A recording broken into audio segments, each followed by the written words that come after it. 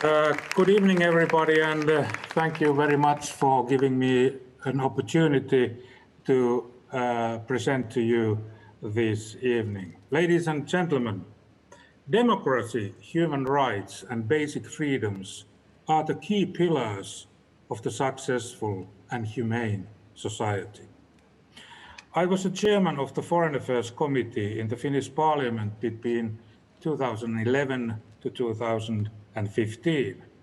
After which I served as a foreign minister of Finland for 4 years until 2019. As a representative of a small, democratic, rule of law committed country, I have experienced myself how an opposition politician can become a minister, what difference it makes, and what the limits in decision-making are. Today, the system of Iran doesn't give people a chance for democratic society. But the country has all the basic elements for success. Those elements are capability, will, and opportunities. First, I believe that the Iranian people have the capability. Last time we saw it is in the aftermath of the latest presidential election. People understood very clearly that the process was not at all democratic. People understand that no matter what Mr. Raisi says about his pro-human rights approach, according to the Center of the Human Rights in Iran, human rights violations have not only continued, but they have increased after Raisi was nominated as chairman of the Supreme Court in November 2019. So the Iranians really have the capability. The cry for freedom is getting louder every day, and no president can stop or silence it. Second, the will. On the other hand, dictatorships suppress. On the other hand, they lead to the desire of change. The question is, which one conquers the other? And how does people's justified desire for change evolve, and how it is channeled into action? And third, opportunities. At the moment, the dictatorship does not provide opportunities. It does not give people a chance.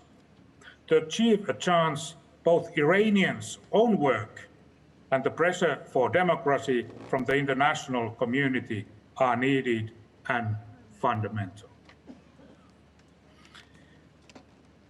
In real politics, the situation is getting more and more complicated.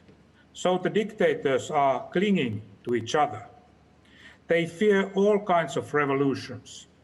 Every ideology, religion, belief, or value becomes secondary and irrelevant, and only the biggest, number one goal remains: to stay in power and preserve the power no matter what. You know what is common between the Islamic Revolution and the Communist Party of China: a desire and need to remain in power. In order to succeed in that, the leaders are ready to sell their souls and compromise their beliefs and ideas. The recent 25-year cooperation program between two countries is palpable proof of the common ground. Ideologies are different, but the interests are mutual. The same can be seen in the international organizations and communities all the way up to the United Nations. Russia is another country working in close cooperation with Iran. Together they keep Assad in power in Syria.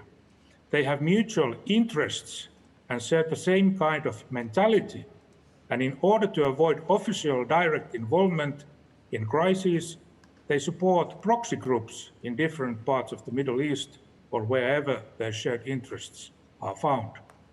Not ideologies, but interests. In the Iranian case, we also talk about hegemony and the leadership of the Islamic world. The struggle is not really about Shia or Sunni. The question is who leads, who is listened to, Iran, Saudi Arabia, Egypt, or Turkey. And when it comes to the West, the United States and Europe must adopt a common unified policy. The problem is that many European countries have a huge interest in Iranian market and bilateral trade. The US policy is essential. We need it. A divided line is always a sign of weakness. This is what 4 years as a foreign minister taught me. You must have a justifiable long-term policy to follow systematically. 600 million Europeans need a common, harmonious voice.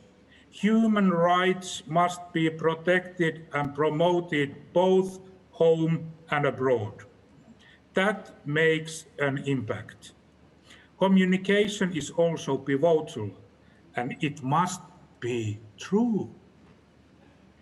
The most crucial, fundamental, and pivotal element on the way to success is the will of the Iranians themselves.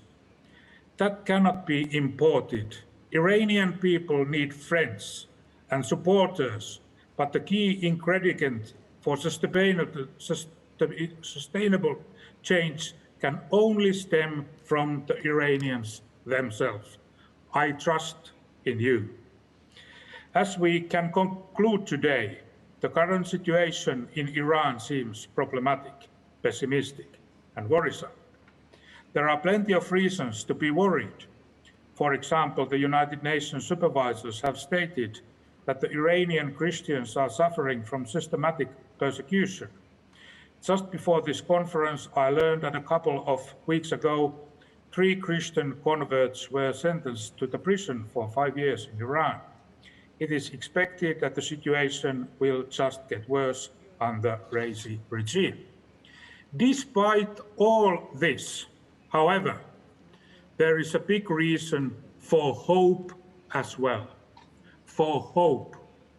The Iranian people in the country and around the globe, we can see a growing desire for freedom, for change, and for a better future.